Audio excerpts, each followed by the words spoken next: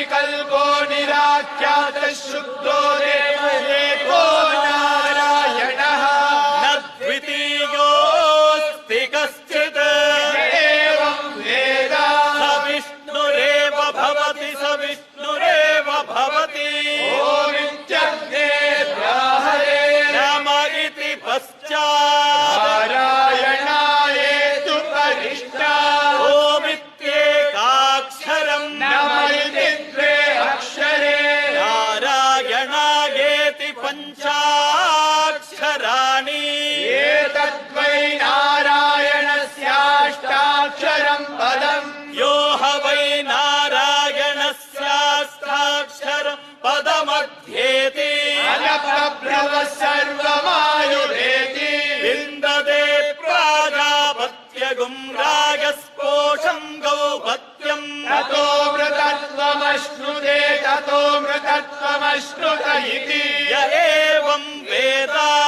त्यगानन्दं ब्रह्म पुरुषं प्रणवस्वरूपम् अकार उकार मकार इति तानेकदा समभरत्तते तदोमिति यमुक्त्वामुच्यते योगी जन्म संसार बन्धनात् ॐ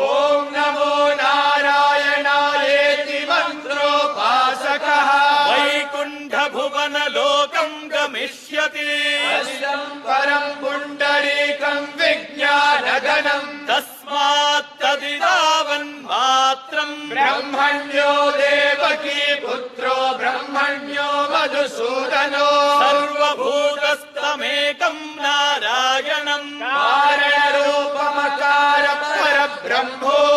एतदथर्वशिरो यो धीते प्रातरधीयानो रात्रिकृतं पापं नाशयति सायमधीयानो दिवसकृतं पापं नाशयति आद्यन्दिनमादित्याभिमुखो धीयान पञ्चपातकोपपातकात् प्रमुच्यते सर्ववेदपारायण पुण्यं लभते नारायण सायुज्यमवाप्नोति नारायण सायुज्यमवाप्नोति य एवं वेद इत्युपनिषत्